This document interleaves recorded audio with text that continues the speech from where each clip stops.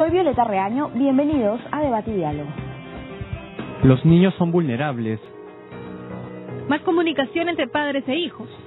Evitemos que los pequeños del hogar sean víctimas de violaciones. Los adolescentes cada vez son más precoces. No existe una edad ideal para que un niño aprenda de sexualidad. Ellos necesitan más comunicación. Nunca es tarde para darles información. Los jóvenes más informados posponen su actividad sexual. Los niños son muy pequeños para hablar de sexo. Existe pedofilia, embarazos no deseados. Los niños tienen curiosidad por este tema. Solo los especialistas pueden informar a un joven sobre sexualidad. Sí a la educación sexual en los colegios. Hablar de sexualidad a los menores incentiva el inicio de su vida sexual. Bienvenidos a Debate y Diálogo. El día de hoy nos acompañan la doctora Elizabeth Aliaga, psicóloga y docente de la Pontificia Universidad Católica del Perú. Y también nos acompaña Luis Minaya Bayón, ex secretario de la Iglesia Evangélica Peruana, quien es también educador. Bienvenidos. Bien, es verdad que cada vez más jóvenes, más niños, son más despiertos, más abiertos para hablar sobre temas de sexo, ¿no? Sobre la sexualidad. Sin embargo, esto no quiere decir que tengan la información precisa, la información más adecuada. ¿Los jóvenes están desinformados? Se lo preguntamos a Elizabeth Aliaga. Y definitivamente todavía existe una gran desinformación respecto a muchos temas que abarca la sexualidad, ¿no? A veces uno piensa que solamente hablar de sexualidad es remitirse a las relaciones sexuales, y no es así, ¿no? O sea, los adolescentes, los niños y adolescentes, pues los niños quieren saber cómo se da todo el proceso de embarazo, cómo entró, y yo creo que ya no nos cuentan este cuento de que te trajo la cigüeña, ya no, o sea, cada vez más los niños preguntan a partir de los 5 años, 6 años, quieren saber cómo es, y porque además ellos miran definitivamente a los animales, por ejemplo a los perritos, ¿no? Cuando se parean, entonces, o sea, ya no podemos, digamos, estar hablándoles de cuentos, ¿no? Pero existe todavía mucho interés, por ejemplo, de parte de los adolescentes, hablar sobre temas de la masturbación, sobre el tema de los cambios biológicos, sobre si por qué a él se le ve más flaquito y no le crece tanto, ¿no? La parte del pecho y a su compañero sí, o sea, ¿por qué hay esas diferencias? ¿Por qué las adolescentes comienzan a menstruar algunas más tempranamente? Porque ahora cada vez más estamos en un inicio más temprano, ¿no? Durante la pubertad, de la menarquia, de la primera menstruación, y entonces todavía hay muchos temas que no se conocen. ¿Y dónde es la fuente principal que todavía sigue siendo, según todos los estudios que se dan, los amigos? Los pares son todavía la primera fuente, y yo diría que ahora la segunda fuente es Internet. El problema del Internet, obviamente, hay mucha información científica y adecuada, pero ellos tienen acceso a cualquier tipo de información sobre sexualidad. Y luego pues se utiliza esta libre interpretación, ¿no? Exactamente, ¿no? De los jóvenes, de los adolescentes, de los niños. Exacto. Esto también me da pie a hacerle una pregunta a Luis Minaya, quien es ex secretario de la Iglesia Evangélica Peruana y quien también es educador, ¿no? ¿Quiénes son los llamados a hablar sobre sexualidad con los niños y las niñas? Mire, en primer lugar, viene a ser los padres, porque en ellos hay un enlace emocional.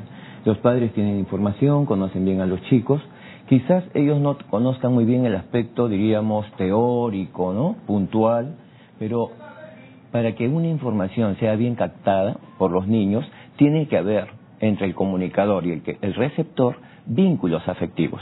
El problema hoy en día es que los padres delegan esas tareas a terceras personas. Si un padre se informa bien, instruye bien al niño, dialoga en forma correcta, va a generar buenas bases. Por otro lado, los docentes también deben cumplir esa tarea, pero no necesariamente los docentes han sido bien entrenados en el manejo tutoral.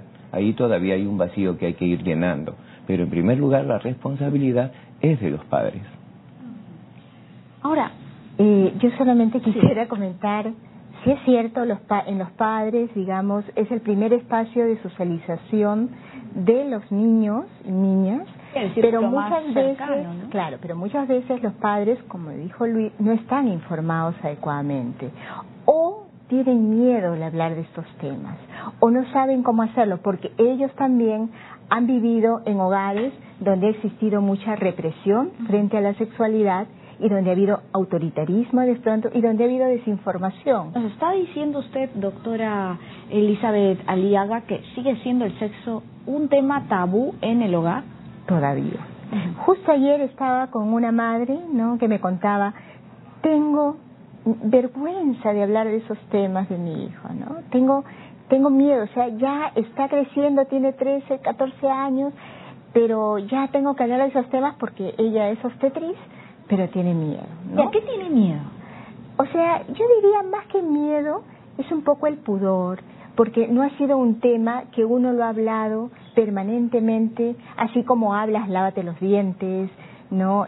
Tiende tu cama, o sea, no es un tema que se aborda espontáneamente en el día a día, en el día a día, ¿no? Y entonces, justamente por eso decía, por toda este mensaje represivo que probablemente ha tenido de adultos, de los mayores, no hagas esto, eso es malo. Doctora, ¿y en algún momento no le han dicho madres y padres que deben hablar con sus hijos de sexualidad porque no quieren que ellos tengan un inicio precoz de su vida sexual?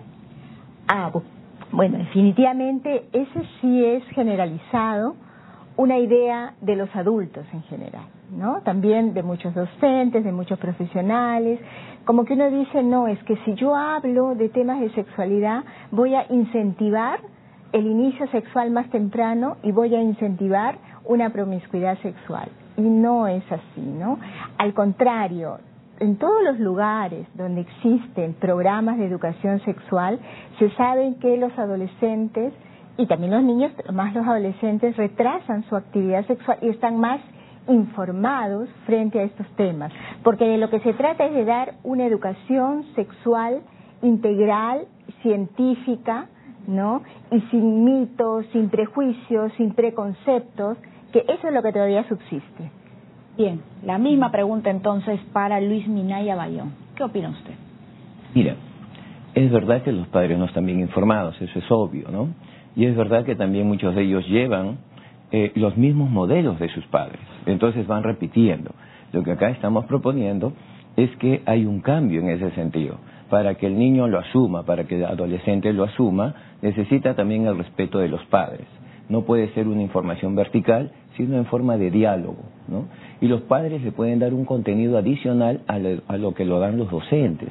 Los docentes dan una información biológica, los órganos sexuales, reproductivos, pero los padres pueden ya en el día a día, en el campo familiar, usar la casuística, es decir, ver casos en el entorno familiar, qué es lo que pasó con el pariente, con el hermano, con el primo, qué es lo que pasó con cada uno de ellos cuando adelantaron su sexualidad, cómo eso cambió sus vidas, como un embarazo precoz en la prima, en la sobrina, impidió ciertas realizaciones, y entonces de esa manera ellos van analizando aspectos concretos y van tomando sus propias decisiones. Pero, por ejemplo, hablar sobre preservativos, sobre métodos anticonceptivos, sobre enfermedades de transmisión sexual, esto para muchos padres de familia podría fomentar ese mayor interés en sus hijos sobre la sexualidad y por ende podrían iniciar más tempranamente su vida sexual. ¿Es así? ¿Usted lo piensa así?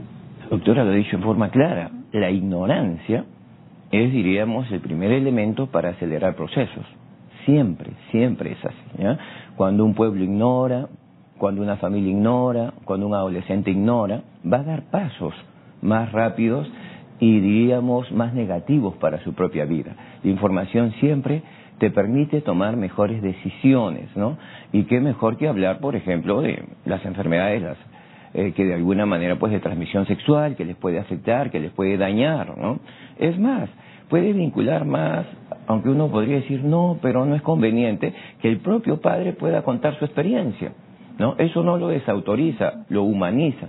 Lo vincula más con el hijo, mira, yo te hablo de mi propia experiencia, o la madre, yo adelanté y mira, yo quería ser doctora, yo quería hacer todo esto, pero nadie me habló, por eso yo te hablo con el corazón, por eso yo te hablo como madre, porque yo quiero que tú pues no quemes etapas, que tú sigas realizando tus sueños y que los disfrutes en forma responsable, ¿no? ¿Y qué pasa si la familia a lo mejor es muy conservadora y solamente habla, o la información que le brinda a sus hijos es sobre la abstinencia y no habla más?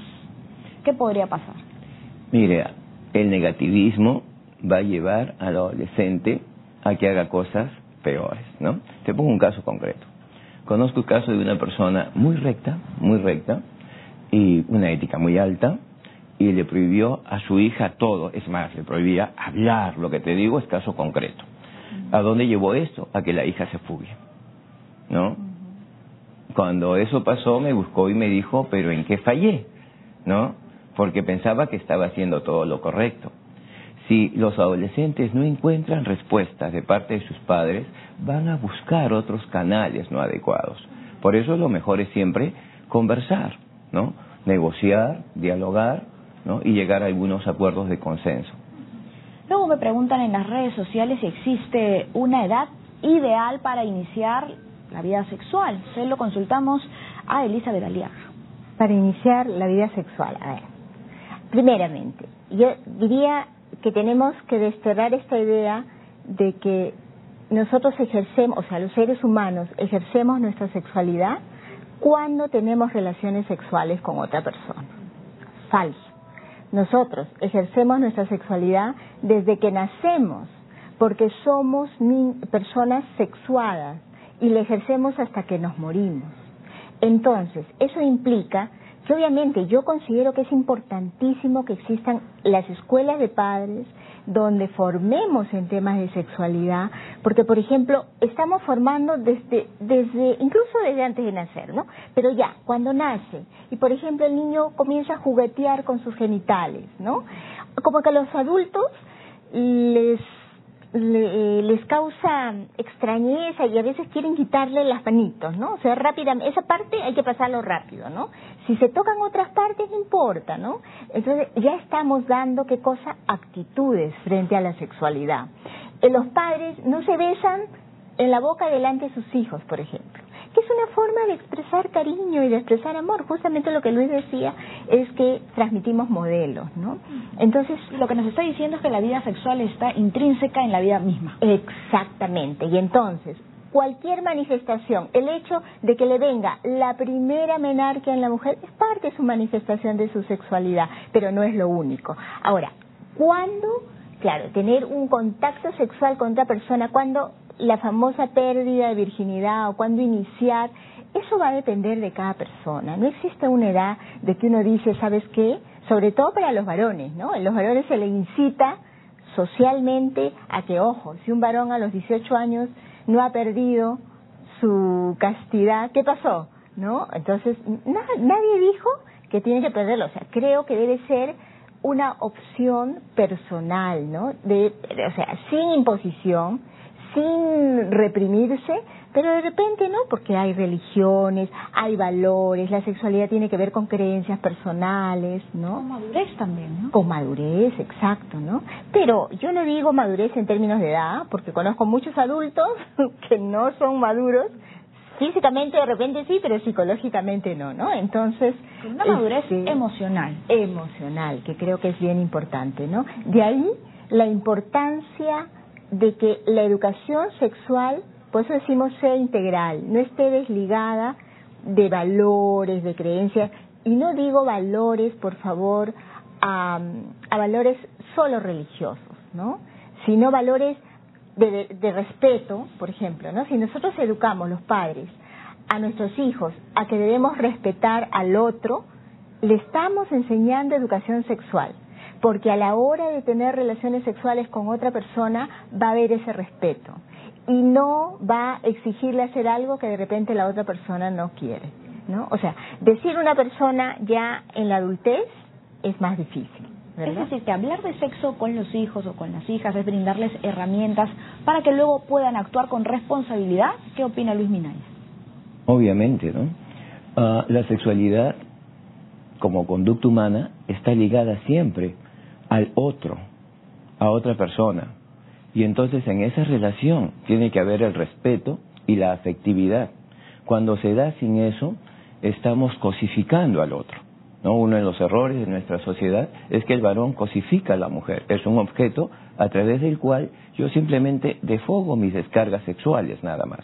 Cuando me enseñan en el hogar, en la iglesia, en la sociedad, en el colegio, que el otro ser humano merece todo el respeto, toda la consideración, y yo no puedo manipular, yo no puedo usar, entonces estamos llegando a un buen nivel, de tal manera que la sexualidad, por ser conducta humana, está ligada siempre a un mundo de valores. No puedes obligar a hacer algo a otro que no quiere, ¿no? Lo que se decía, hoy en día no se dice, pero hace unos años atrás, de parte de los varones, la manipulación de la prueba de amor hacia la mujer, ¿no? Tú me amas, entonces tienes que hacer esto. Y las mujeres cedían por simplemente no perder la relación. Y muchas de ellas pues no disfrutaban eso, simplemente el varón, ¿no? Y eso tiene que irse cambiando, de tal manera que si en algún momento la persona siente el deseo de realizarse sexualmente, tiene que considerar también que ese deseo sea recíproco. No es que yo nomás tengo la necesidad y tú tienes que cubrir esa necesidad, ¿no? Muchas veces ese mensaje viene de parte del papá hacia el hijo, ¿no? ¿Quieres tu pareja? Bueno, pues cohabita con ella no quiere, pero tú puedes hacerlo, eso hay que cambiarlo. Ahora que lo menciona, al interior o en el seno familiar existe un doble discurso sobre estos temas cuando se tiene, por ejemplo, un hijo varón y una hija mujer. Exacto, sí. Se tiene ya lo hemos hablado en otro programa, la importancia de también ver las desigualdades de género, ¿no? Y en sexualidad es clarísimo, ¿no? Entonces, le damos permiso, entre comillas, socialmente al varón para que inicie más tempranamente, pero a la mujer no, ¿no? A la mujer se le dice, posterga tu vida sexual hasta que te cases. Antiguamente se decía así, pero ¿qué pasa? Que ahora cada vez más las mujeres se casan más tardíamente, o sea, si antes lo hacían a los 20 y tantos, ahora, ¿no? De repente a los 30, entonces, y muchas jóvenes te dicen, ¿no? Y yo voy a esperar hasta los 30 para probar y para iniciarme sexualmente, y entonces ahí es donde da risa ese otro mensaje, ¿no? No da risa, sino el adolescente lo descalifica, ¿no?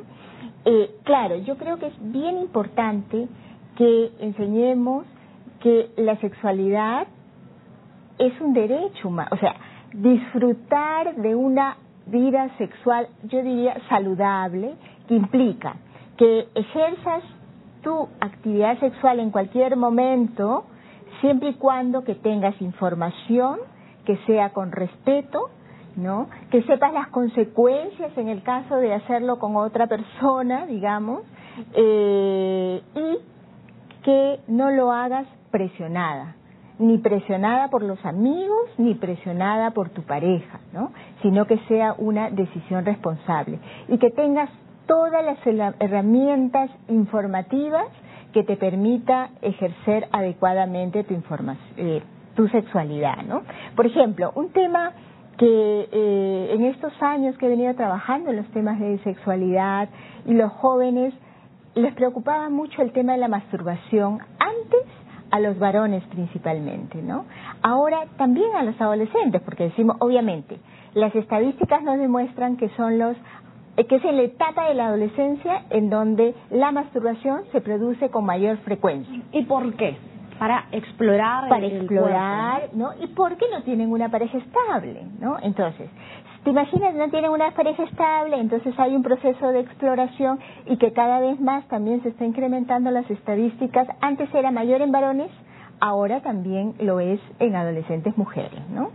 Entonces, ¿te imaginas si paralelamente nosotros decimos, eso es pecado, eso es malo? Antiguamente incluso había mitos que decían, uy, te sale pelos en la mano, ¿no? Se te va a deformar el pene, en el caso de los varones. Entonces, a pesar que lo hagan, lo hacen, pero con miedo. Entonces, esto no le va a producir un alivio y ejercer su sexualidad, ¿no? Con una fuente de bienestar. Ahora, no estoy diciendo, ojo, todos se masturban, no, porque también habrá chicos, adolescentes que opten por no hacerlo. Es parte de su propia convicción y responsabilidad, y creencia personal, ¿no? Sino que es una manifestación, como decía, ¿qué pasa? Pues hay que ir siempre a la realidad, ¿no? Entonces, uno de los temas que siempre te preguntan los adolescentes es sobre la masturbación. Y otro de los temas es saber, claro, el famoso método del ritmo, tú recordarás, ¿no? Entonces, lamentablemente, la realidad nos demuestra que muchos adolescentes cada vez más inician su actividad sexual con otra persona muy tempranamente, ¿no? Las estadísticas nos demuestran. ¿Y cuál es el método más empleado en estas primeras relaciones? El método llamado método del ritmo. Pero el problema es que tampoco saben usarlo. No saben usarlo, porque son 7 días antes, 7 días después de la menstruación. Claro, falso. Yo le digo, ¿ustedes saben qué cosa es un ciclo menstrual? Y no saben. Entonces, si no sabes, a eso me refiero con información científica. Ahora, esta información también se debería dar en los colegios. Vamos a volver con esas respuestas, pero tras la pausa. Sigan escribiéndonos a nuestras redes sociales, @DID7.3, y también a nuestro perfil en Facebook, Debate y Diálogo. Regresamos entonces en unos minutos.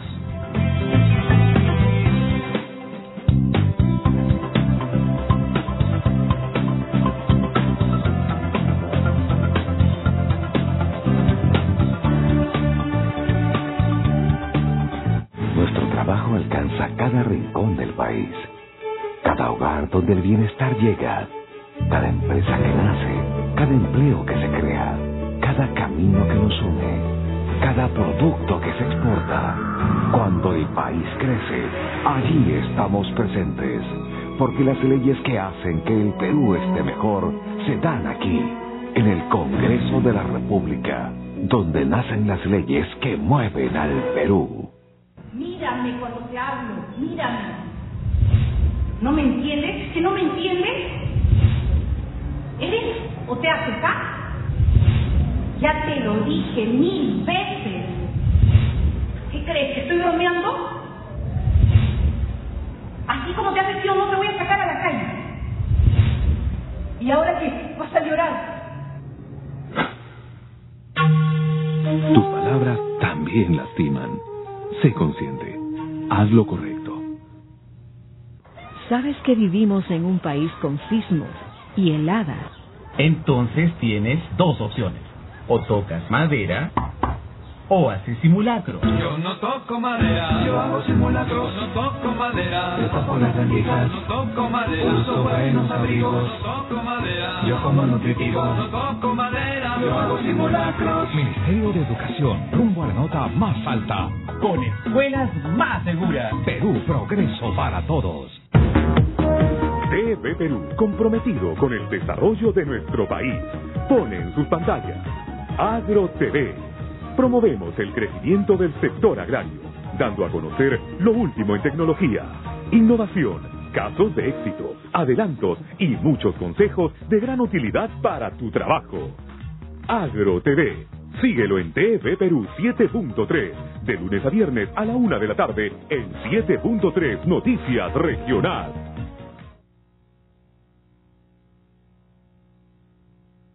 Una nueva propuesta informativa, con un tratamiento diferente. Los hechos más impactantes y los temas que de verdad importan, contados en tiempo real y con el análisis de los expertos más destacados, para que usted esté bien informado. 7.3 Noticias, la información que necesitas, de lunes a viernes, de 2 a 4 de la tarde.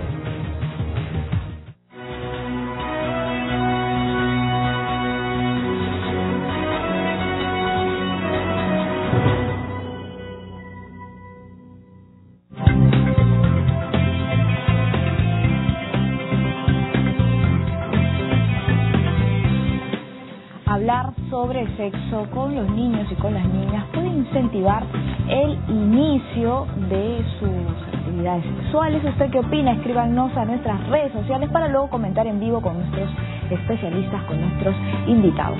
Tenemos el día de hoy a Elizabeth Aliaga, psicóloga y docente de la Pontificia Universidad Católica del Perú, y también nos acompaña Luis Minaya Payón, exsecretario de la Iglesia Evangélica Peruana y educador. Antes de continuar con esta conversación, vamos a presentarles una brevísima información sobre el tema. Adelante. Para los especialistas del Instituto Peruano de Paternidad Responsable Impares, la falta de información sería una de las causas del embarazo en adolescentes. Psicólogos de esta misma organización señalan que los temas de sexualidad se deberían fortalecer en el modelo curricular para ser manejado por todos los profesores, y que de igual manera los docentes deben estar preparados para resolver las inquietudes de los escolares respecto a su sexualidad. Algunos especialistas señalan que hablar de sexo no equivale a incentivar las relaciones sexuales, sino que se trata de brindar las herramientas necesarias para que actúen con responsabilidad. Según una encuesta del Ministerio de Salud a través de la Dirección General de Promoción de la Salud, los adolescentes en nuestro país inician su vida sexual a muy temprana edad. El 40% de los jóvenes menores de 15 años tiene relaciones sexuales de manera regular. La primera encuesta nacional de la juventud muestra que un 72,3% tuvo su primera relación sexual entre los 15 y 19 años, y el 11,5% entre los 12 y 14 años de edad. Deben promoverse cursos de educación sexual en los colegios que estén dirigidos por los docentes, preparados para este fin, para que finalmente los adolescentes, los niños, las niñas afronten diversas situaciones con información adecuada. Se lo vamos a preguntar a Luis Minaya Bayón. Mira, los contenidos que reciben los chicos tienen que ser significativos, y son significativos en la medida que son vivenciales.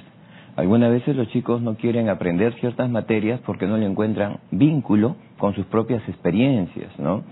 Una chica que quiere ser enfermera, ¿de qué me ayuda la trigonometría, no?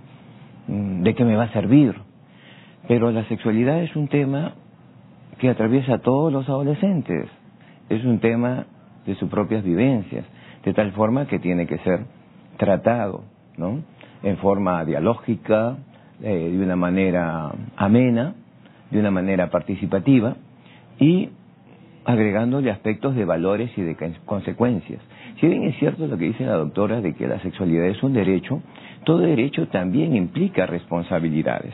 Y a los adolescentes hay que poner énfasis en esos aspectos, ¿no? ¿Cómo asumes tú responsablemente tu sexualidad? Hay colegios religiosos, por ejemplo, que se niegan a brindar esta información, y también hay padres que debido a sus creencias más personales no quieren enviar a los niños a estas charlas, o tratan de evitar los días a lo mejor que existe este curso de educación sexual, enviar a sus hijos.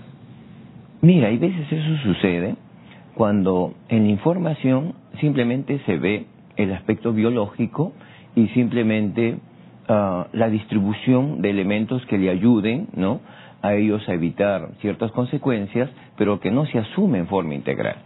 Por ejemplo, en el informe que acaban de pasar, se hace ver que el embarazo está ligado a la falta de información. Eso es una realidad, pero no es toda la realidad, ¿ya? El embarazo está ligado generalmente a la disfuncionalidad al interior del hogar. Cuando en el hogar no hay buenas relaciones, cuando la relación del adolescente con el padre es disfuncional, entonces ella va a buscar castigar al padre. ¿Cómo busca castigarlo? Embarazándose. Si tú analizas las chicas que tienen sexualidad, toma 100, 50 de ellas, ¿no?, con padres disfuncionales y 50 de ellas con buenos hogares, las que salen embarazadas son del primer grupo. De tal manera que la verdadera razón está en la crisis que hay en el hogar, en las relaciones interpersonales. Cuando éstas mejoran, por eso los aspectos religiosos siempre ponen énfasis. Hay que hablar sobre la familia, las relaciones en la familia, los valores, la armonía, y vamos a ver que va a descender esta tasa. ¿Que los adolescentes o las adolescentes salgan embarazadas tienen relación con estas ganas de querer castigar a sus familias, como lo ha mencionado nuestro invitado, doctora Elisa? Bueno, yo diría que puede ser una de las causas, ¿no? Definitivamente el embarazo en la adolescencia es multicausal. No podemos decir que es solo una causa, ¿no? Pero definitivamente la desinformación pesa mucho también en esto, ¿no? La doble moral y también una actitud muy represiva frente a los adolescentes también pesan mucho, ¿no? También estos embarazos no deseados, en un gran porcentaje, tristemente, es causado por violencia sexual en el seno familiar. Exactamente, sí, ¿no? En algún tema adicional que hemos tenido, hemos analizado cómo la violencia sexual prevalece y es prioritaria entre, digamos, padre, el padrastro, el tío, el hermano, o sea, gente que conoce estos que debería niños de proteger, ¿no?, exacto, y no los menores. Ahora, yo quería decir respecto a la educación sexual integral, definitivamente, hablamos por eso de integral, porque no es solamente hablar de genitalidad y no es solamente hablar de relaciones sexuales, sino es todo, ¿no? Es como, por ejemplo, cómo se da todo el desarrollo psicosexual de la persona, desde la niñez hasta la adultez, ¿no?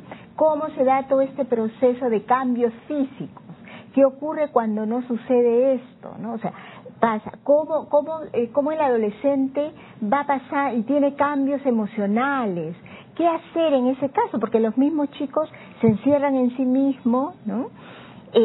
Cómo hablarles para poder la chica decir que no, cómo desarrollo la habilidad de asertividad, la capacidad de decir que no, cómo desde la escuela, cómo en el sistema educativo fortalezco la autoestima en nuestros niños, niñas y adolescentes.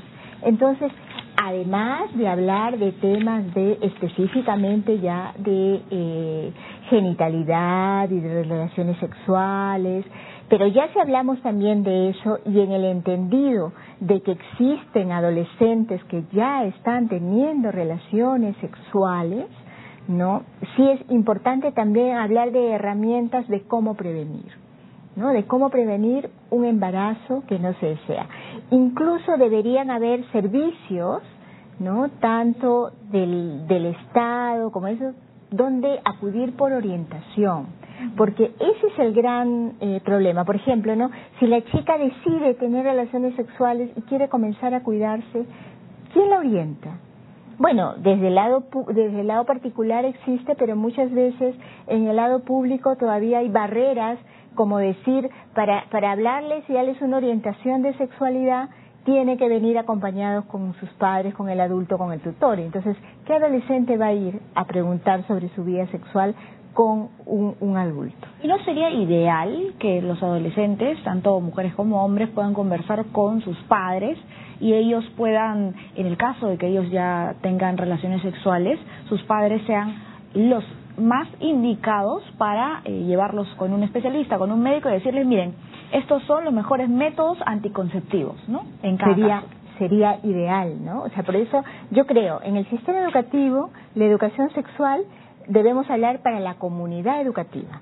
Entonces, ¿no? Involucrando a los docentes, que tienen que ser capacitados, porque ellos también tienen mucha desinformación, a los padres de familia, a través de la escuela de padres, y a los adolescentes y niños, ¿no? O sea, tiene que ser, porque si solamente trabajo con los adolescentes y con los docentes y no incluyo a los padres de familia, puede haber este rechazo. Puede decir, ¿cómo están informando mis hijos, no? Si algo yo no he autorizado, ¿no?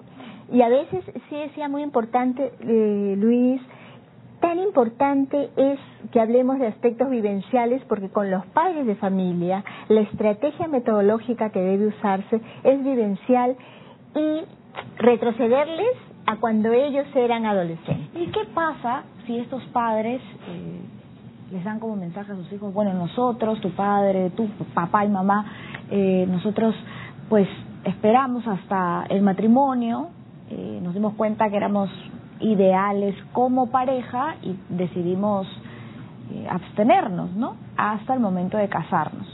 Ok, es una experiencia, es un testimonio, es vivencial, sin embargo, a lo mejor los hijos han tomado otra decisión.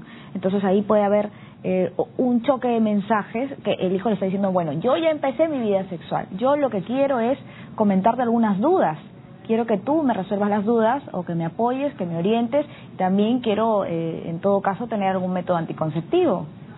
¿Qué le parece a usted, señor Luis Minaya? La experiencia de los padres son modelos, son ejemplos, pero no es algo mecánico que se tenga que reproducir, ¿no? De tal palo, tal astilla, algo así, no es así. Queda como un ejemplo, porque en verdad, mientras más retrases tu vida sexual, se va a iniciar con un mayor nivel de maduración y va a ser mejor para ti, eso es obvio. Pero cada quien toma sus decisiones, ¿no? Si ya tomaron sus decisiones, hay que acompañar ese proceso. Hace poco, una hermana evangélica se me acerca y me dice, mi hija, yo la conocía de pequeña, ¿no? Se había apartado de la iglesia después en la adolescencia, ha tenido relaciones con su profesor de un instituto superior. Ella estaba indefensa, fue manipulada, todo eso. ¿Qué puedo hacer? Lo mejor que hay que hacer es aceptar el hecho. Negarse no ayuda a nada. Al comienzo pues hay una negación, es obvio, pero uno lo procesa. Y brindarle toda la ayuda, ¿no? Y toda la ayuda tiene que ver con ayuda médica, ayuda de control. Ella estaba muy feliz, después me informó de que no había habido concepción, ¿no? Habían sido 1 o 2 experiencias, pero le digo, ella ya tiene esa experiencia. Y tú no vas a estar detrás de ella llevándole, la vas a cambiar de instituto, vas a ir acá, vas a hacer esto, ¿no? Lo mejor es que preveas, ¿no? Y prever significa prevenir, pues, ¿no? Anda un especialista, anda un médico, te va a decir la mejor forma, ¿no? Porque ella ya inició una sexualidad. Sí, es cierto que dice la sexualidad se da en toda la etapa, pero ya inició en forma de relaciones sexuales, ¿no? Entonces, ella se sentía mal, obviamente, porque no era el modelo que ella quería, pero es una forma de enseñarle que cada uno escoge su camino. Quizás no fue el más adecuado, ella no se da cuenta, yo conversé con la chica, y cuando pasen unos años tú dirás, sí, quizás debí esperar un poco, pero bueno, ya está hecho, ¿no? Lo que yo sí creo firmemente es que mientras uno deje pasar más el tiempo y emocionalmente estés más maduro, tu experiencia va a ser mucho mejor. Ya en la mayoría de los adolescentes la primera relación es muy manipulada y cuando uno conversa con ellos dicen que efectivamente no fue la gran cosa, ¿no? De tal manera que yo sí creo que ayudarles a postergar, no manipularles, no encerrarles, no castigarles, no sancionarles, pero hacerles entender, ¿no? Que hay un momento que es más adecuado, ¿no? Cuando tú ya eres más maduro en tu toma de decisiones, yo creo que es lo mejor. Ahora, hablar sobre sexualidad también es importante para evitar esa manipulación, ¿no? Solamente con adolescentes, sino también con los más pequeñitos. Claro, es importantísimo. A ver, los padres de familia me decían, ¿a qué edad debo enseñar? O sea, cuando es niñito, que ya sepan qué cosa es el coito, que ya sepan cómo... Bueno, mira, a los 7 años ya deberían estar absolutamente capacitados para comprender y entender, ¿no? Incluso antes, si podemos, porque tenemos que ir de menos a más, ¿no? De acuerdo, ¿y cómo hablarles? Bueno, de acuerdo a sus preguntas. Los niños son bien sabios, ¿no? Nos preguntan que a veces los adultos no saben cómo decir, pero en ese momento tenemos que irles hablando con la verdad. Obviamente de acuerdo a la edad del niño, ¿no? Pero es muy importante porque si decimos, mira, que no te toquen ¿qué? De repente el adulto le está tocando otras partes, no los genitales, pero, ¿no? Y después vemos tanto abuso sexual y que se quedan callados por el miedo. Entonces yo creo que sí, pues esto de la información, estoy segura que con tanta noticia ahora que reciben los padres de violencia sexual en las instituciones educativas o de violencia sexual en los propios hogares, están tomando más conciencia de saber la necesidad de que sus hijos y sus hijas tengan acceso a una educación sexual integral, que debería ser dada por el sistema educativo. Yo creo que sí, ¿no? Tenemos lineamientos, en el Perú tenemos lineamientos de educación sexual integral, ¿no? Me parece que desde ya hace algunos años, pero todavía no se concreta una educación sexual integral porque no nos ponemos de acuerdo en contenidos, en qué darles, qué cosas sí hablar, de qué no hablar, ¿no? O sea, yo creo que estamos perdiendo un tiempo muy valioso. Hay una negación, ¿no? Todavía hay una negación, ¿no? Hay un miedo, es ese miedo del adulto de... Yo creo que en el fondo es también control, ¿no? Porque la sexualidad, el adulto controla la sexualidad del niño y del adolescente, entonces puede manejarlos más fácilmente, ¿no? Pero digamos, yo siempre digo, la sexualidad es algo que no nos debe costar, que debe favorecer el desarrollo de la persona. Y si crecemos con miedos, con mitos, con temores frente a la sexualidad, cuando estemos más adultos, vamos a tener problemas de sexualidad, ¿no? O sea, sí, pues, muchos problemas. Tuvieras en las terapias de pareja, ¿no? Ahí comienzan a saltar los problemas que tienen muchas veces causas desde la niñez, ¿no? Vamos a leer algunos comentarios que ya nos han hecho en Facebook y en Twitter. Agradecemos como siempre a todos nuestros seguidores a los que nos escriben siempre puntualmente en Debate y Diálogo.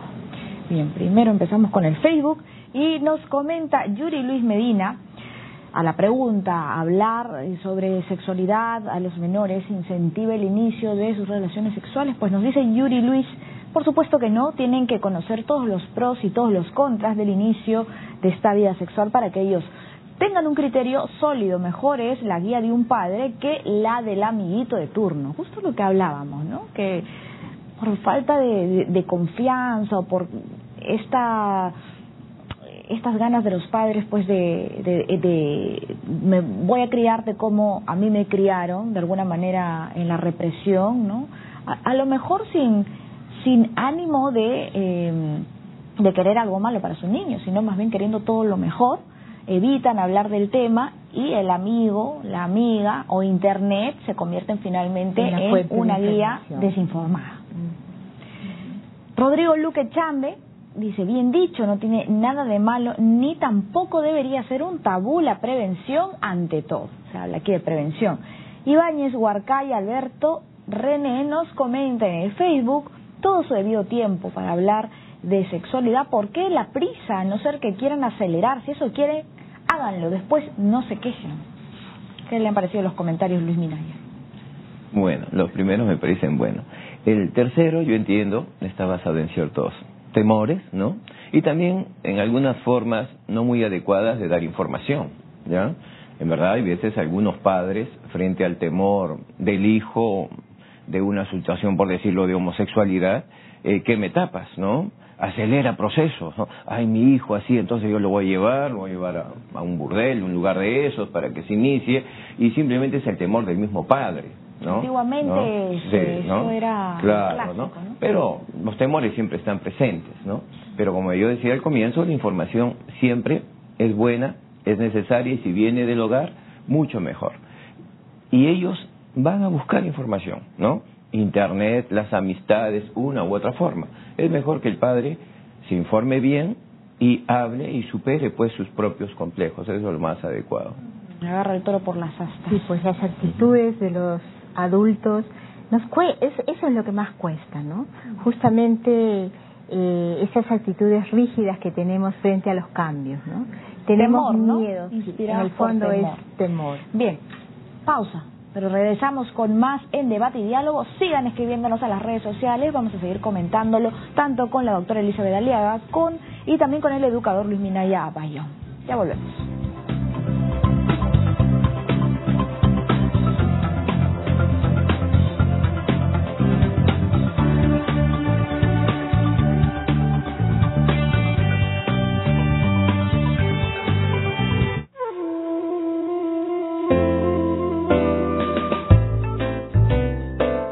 Letra de Fuego, con Raúl Tola.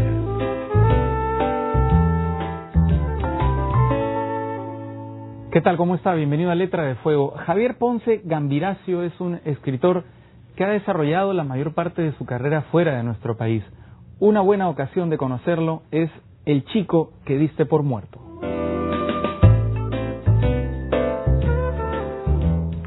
El chico que diste por muerto es mi última novela publicada en España en la editorial Sud Ediciones. Las dos anteriores también han sido publicadas en España. Esta es una novela monólogo en la que el personaje habla, como en mis anteriores novelas, en primera persona. Se dirige a alguien que descubriremos al final de la novela quién es y le relata toda su vida. Su vida ha sido absolutamente miserable. Es secuestrado a los 14 años y a partir de ese momento, cuando es liberado del secuestro, decide no regresar a su casa. Decide inventarse una vida propia por los horrores que ha vivido en su propia casa. Y en la vida que se inventa en la calle, se prostituye, termina trabajando en un circo y finalmente termina de maquillador de muertos, ya muy avanzada su edad.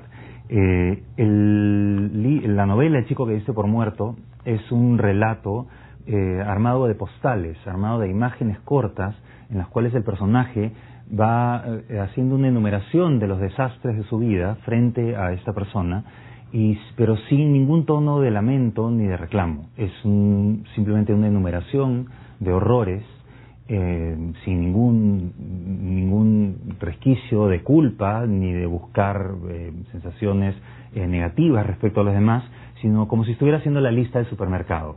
Me pasó esto y me pasó lo otro. Simplemente en eterno presente, porque lo único que tiene el personaje como hogar es su propio cuerpo. Y para mantener la vida actual, lo único que tiene es el álbum de fotos de su cerebro. Y ahí mantiene en eterno presente estos horrores que se los cuenta a una persona que descubrimos al final de la novela quién es, que es finalmente a quien dio por muerto a este chico.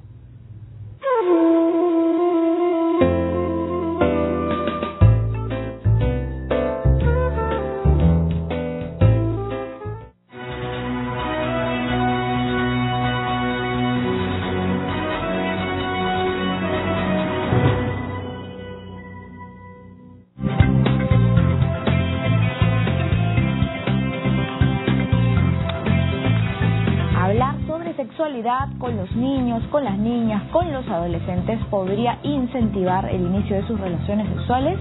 ¿Usted qué opina? Escríbanos a nuestras redes sociales, como siempre, a @DID7.3 y también a Debate y Diálogo en Facebook. El día de hoy nos acompaña Elizabeth Aliaga, psicóloga y docente de la Pontificia Universidad Católica del Perú, y con Luis Minaya, exsecretario de la Iglesia Evangélica Peruana y educador.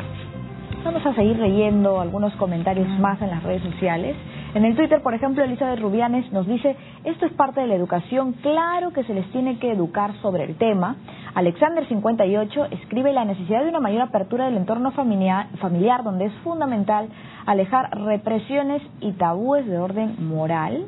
Luego Pepe Oblitas nos comenta: es algo importante y llevarlo dentro de la agenda también es importante. Enseñar lo bueno y lo malo, la responsabilidad, eso debemos enseñarlo a los adultos.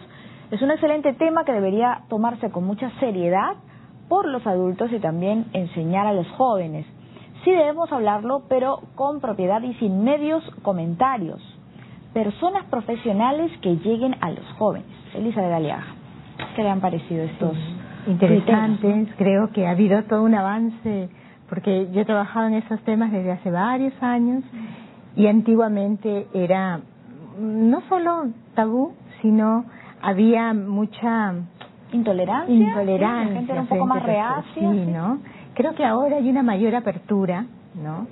Obviamente, no estamos diciendo, no queremos incentivar que los adolescentes se masturben, por ejemplo, no queremos incentivar que inicien su vida sexual, ¿no? Muy tempranamente, al contrario, o sea, al dar mayor información, lo que logramos es generar procesos de reflexión en los adolescentes, ¿no? Por ejemplo, a veces llegan y las primeras experiencias sexuales no son lo agradable que esperaban, y entonces no conocen, por ejemplo, las fases de la respuesta sexual, no conocen la importancia de... Claro, y luego, producto de estos encuentros, pueden resultar niños no deseados. Claro, ¿no? O sea, tienen encuentros no deseados, porque ese es el problema, que sea no deseado, y que muchas veces propias, llamemos niñas, ¿no? 13, 14 años se queden embarazadas, ¿no? Y lo que pasa es que a veces los padres es que terminan criando como una hija más, ¿no? Los abuelos, ¿no? Los abuelos. Y luego el tema de las enfermedades de transmisión sexual, porque como hay tanta desinformación, ¿no? Porque es esto, desinformación, muchos jovencitas piensan que pues no, si recién están con a lo mejor un enamorado, una enamorada, no hay posibilidad de que ellos puedan tener una enfermedad venérea, con lo cual también es desinformación. Entonces hay que empezar a desmitificar, y esta importancia también de acudir a un especialista, ¿no? Para hablar sobre el tema, que los padres también deberían acudir a especialistas. Claro, yo creo que las infecciones de transmisión sexual, ¿no? Es muy importante conocer que no solamente es el SIDA. Sabemos ya, todos estamos concientizados que existe el virus del SIDA, pero por ejemplo existe el virus del herpes también, ¿no? Que me comentaban unos doctores que está incrementándose en nuestro país, por ejemplo, ¿no? Y que eso, lo que pasa es que eso a veces sale y después desaparece, entonces no sabes si lo tienes o no lo tienes, ¿no? Y tantas infecciones de transmisión sexual a los cuales estamos expuestos, por eso es tan importante la prevención. Uno de los comentarios nos decían, tenemos que verlo esto como una prevención también, sí. Tenemos que verlo como formación para el desarrollo de una mejor personalidad y de una mejor, de una sexualidad más saludable, pero también tenemos que verlo como prevención. Jorge Villaseca nos dice en Twitter, información es prevención, a propósito de lo que está comentando la doctora. Alex Mágico nos comenta, el problema es que en las escuelas, desde la educación sexual, no se hace un abordaje de tipo integral. No hay que escandalizarse, sino que hay que informarse, educarse. Walter Quique luego nos escribe, un padre responsable debe hablar sobre su sexualidad con sus hijos para que estén informados y así evitar las ETS, que son las enfermedades de transmisión sexual y también los embarazos no deseados. Luis Minaya. Muy buenos aportes. Hablando sobre dos cosas que se ha puesto énfasis, las enfermedades de transmisión sexual en primer lugar. En algunos cursos en secundaria y desde primaria se pueden ir tocando porque se ven pues los gérmenes, se ven las bacterias, las células, todo eso, y es una manera de irles enseñando. Hoy en día hay muchas formas educativas a través de el internet, ¿no? Imágenes, y todo eso se les puede ir ayudando a ellos a ver. Hay algunas de ellas que sin duda, como dice muy bien pueden, la doctora, pueden estar latentes un buen tiempo, pero luego nuevamente afloran. Y es muy difícil encontrar antibióticos que los puedan desechar totalmente, ¿no? Como que el cuerpo ya adquiere allí, diríamos, mecanismos de prevalencia de estos problemas, y hay que hablar con ellos. Esto nos lleva a un tema adicional a la sexualidad, que en adolescentes es un descuido, es el tema de la higiene, ¿ya? La higiene es muy importante, y se ha puesto énfasis solamente en la higiene en la adolescente, y no se pone énfasis en el adolescente, y hay que poner énfasis en ambos, ¿no? Como antes de el acto sexual, después del acto sexual, la higiene es fundamental para prevenir, y la promiscuidad también es otro problema, ¿no? Tener parejas constantemente, pues sin duda aumenta, ¿no? En ese sentido, creo que desde el aspecto de la fe, el criterio de mantener una sola pareja ayuda muchísimo en este aspecto, ¿no? Porque a uno lo salvaguarda, le pone un mecanismo de defensa. Si yo solamente estoy con mi pareja, no tengo otra pareja, y yo estoy limpio, ella está limpia, las probabilidades son cero, ¿no? Pero si yo voy por aquí, voy por allá, voy por todo lado y luego voy con mi pareja, le voy a contagiar, ¿no? Y ese énfasis está vinculado también al tema de los valores, y es algo que hay que enfatizar bastante. A propósito de lo que acaba de mencionar, muchas mujeres jóvenes y no tan jóvenes también tienen estos prejuicios para decirle, por ejemplo, al enamorado, por favor, utiliza un método anticonceptivo, utiliza un preservativo, porque antiguamente, digamos que tradicionalmente, incluso el uso de métodos anticonceptivos estaba más ligado, estaba más autorizado el hombre, ¿no? A tomar esa decisión. Por ejemplo, en una farmacia, si se acerca un chico, a que se acerque una chica a comprar, es distinto. Incluso se han hecho estudios cuando se ponen algunas consolas para vender preservativos en los baños, ¿no? En los servicios higiénicos, se acaban primero los del baño de los chicos antes que el de las chicas. Sí, porque queramos o no queramos, todavía hay esa pues desigualdad de género, y en términos de sexualidad mucho más, ¿no? Todavía hay yo diría, todavía se le permite que el varón ejerza su sexualidad, decida sobre los aspectos, ¿no?, del cuidado. De ambos, ¿no? Decida por ambos, sí, pues, por la pareja. Y bueno, y eso es importante, por eso decía yo que también hablar de los aspectos de género ligado a la sexualidad, ligado a los métodos de protección frente a un embarazo no deseado, porque tenemos que ser ambos, ¿no? Claro, que muchas chicas pueden pensar, yo no quiero que crea que yo estoy también con otras personas, que de repente soy una recorrida y de repente yo sé, entonces por eso yo le exijo, ¿no?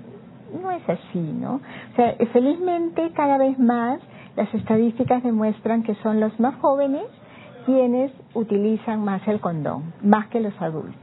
Ese es un gran avance, pero solamente que en una medida muy muy baja, digamos, ¿no? Creo que no llegamos ni al 10% de utilización de el condón como prevención, no solamente de un embarazo no deseado, sino de una infección de transmisión sexual.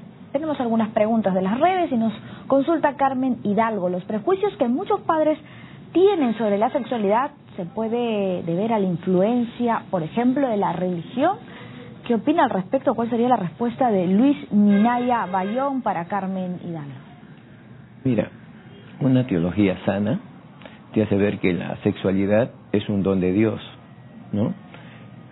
Lo que la Biblia te exige es el uso responsable de tu sexualidad y asumir las consecuencias, ¿no? La Biblia está en contra de el abandono de responsabilidades. Embarazo a una chica y me fugo, condena eso, ¿ya? En fin, pues, ¿no? Tengo relación por aquí, por acá, no cumplo compromisos.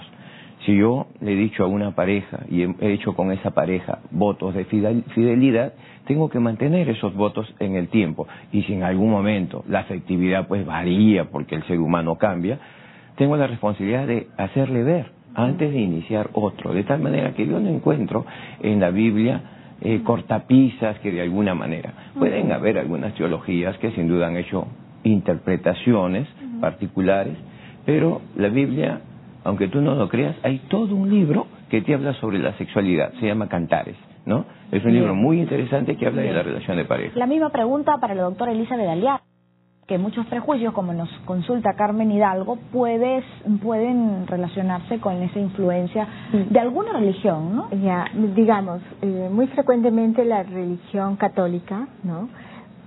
Lo que pasa es que es cómo conceptuamos la sexualidad. Y entonces, para la religión católica, ¿no?, la relación sexual está más ligada a lo que es la reproducción. Entonces, ¿no? O sea, no, por ejemplo, si hablamos de la fuente de placer, no acepta tanto eso, ¿no? Sino más nos juntamos para reproducirnos, ¿no?